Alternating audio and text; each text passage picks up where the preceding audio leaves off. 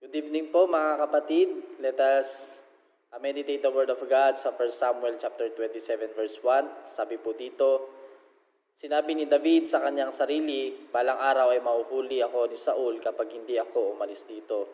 Ang mabuti doon ako magtago sa lupain ng Filisteo. Baka hindi niya ako hakabulin kung hindi na niya ako makikita sa lupain ng Israel. Ito na lamang ang paraan upang makaligtas ako sa kanya. Sa English po, but David thought himself, one of this day I will destroy it by the hand of Saul.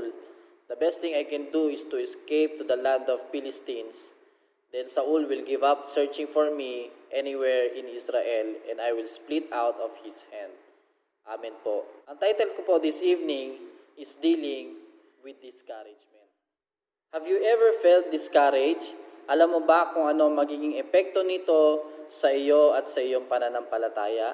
Sa chapter 27 po, sa unang salita pa lamang, makikita natin doon na David is having trouble.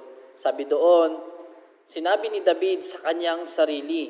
David is talking to himself. Ibig sabihin, nagsiself-pity siya sa mga oras na ito.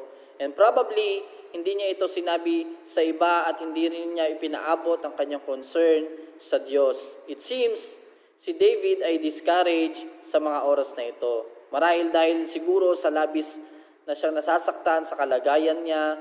Marahil nasasaktan siya dahil sa kalagayan ng kanyang pamilya at kalagayan ng mga taong umaasa sa kanya.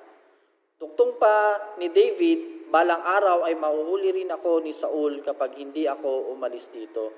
Dito makukumpirma natin na si David ay discouraged.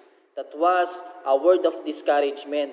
Galing sa puso ni David na that was tired of waiting for God's response sa kanyang kalagayan. God had protected David so many times, pero sa pagkakataong ito, he forget God's past deliverance. He lost his faith dahil sa kanyang nararanasan. Sa akin pong pagre-reflect, I've seen that David is not only discouraged, maybe he is also disappointed on God.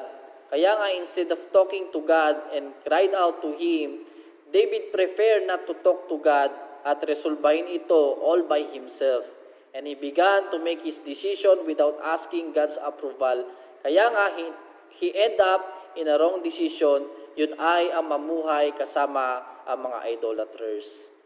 Ito yung isa sa mga nakakalungkot na kwento ni David. A great man of God fall because of his discouragement. His discouragement lead him not to talk to God. He forgot the goodness of God and God's plan for him. He lost his faith and he made a terrible decision.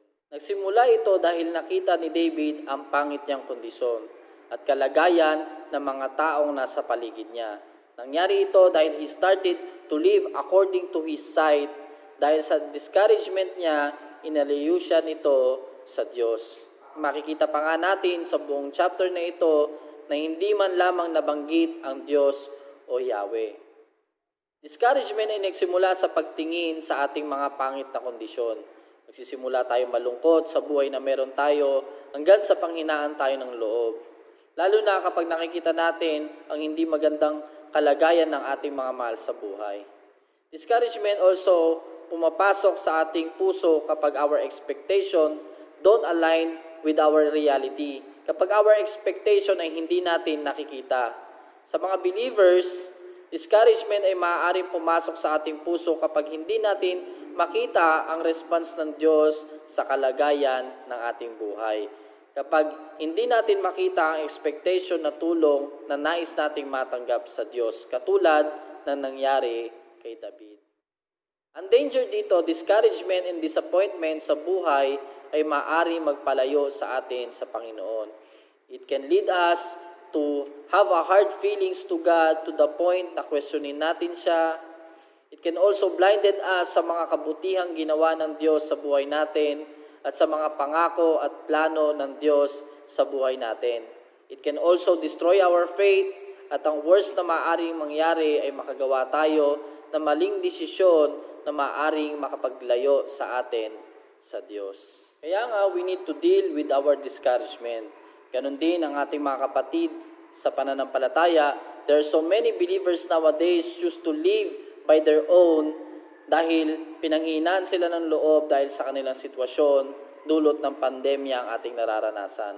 As I said before, nangyari ito kay David dahil he started to live according to his sight. Hindi natin alam kung hanggang saan aabot ang masamang pangyayari sa mundong ito, dulot ng pandemya ang ating nararanasan. If we live according to our sight, siguradong panghihinaan tayo ng loob. At maaari ito magdulot ng hindi maganda sa ating espiritual na pamumuhay at relasyon sa Diyos. Let us live according to our faith. Let us walk with faith. Siyempre, our faith is not perfect. May panahon na nagiinit ang ating pananampalataya, ngunit may panahon din na mahina ang ating pananampalataya.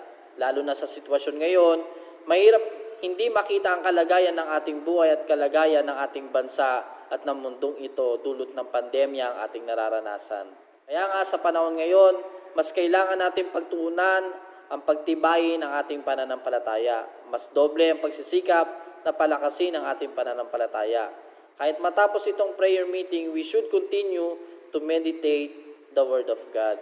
According po sa Romans chapter 10 verse 17, sabi dito, kaya't ang pananampalataya ay bunga ng pakikinig at makapakikinig lamang kung may mga ngaral tungkol kay Kristo. Ang pananampalataya po ay nagbubuhat sa salita ng Diyos. Kaya nga po, let us meditate the Word of God kahit matapos ang prayer meeting na ito. Let us not stop praying at pangawakan ang pangako ng Diyos. To know na a great man of God, David, na faithful sa Diyos, ay pinanghinaan ng loob at halos mawalan ng pananampalataya, maaari natin makita ito na posible rin itong mangyari sa atin.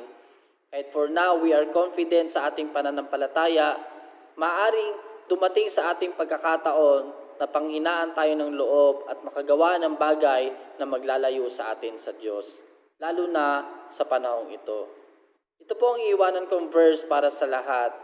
Matatagpuan natin ito sa Isaiah chapter 40 verse 31. Ang sabi po dito, ngunit ang nagtitiwala kay Yahweh ay magpapanibagong sigla.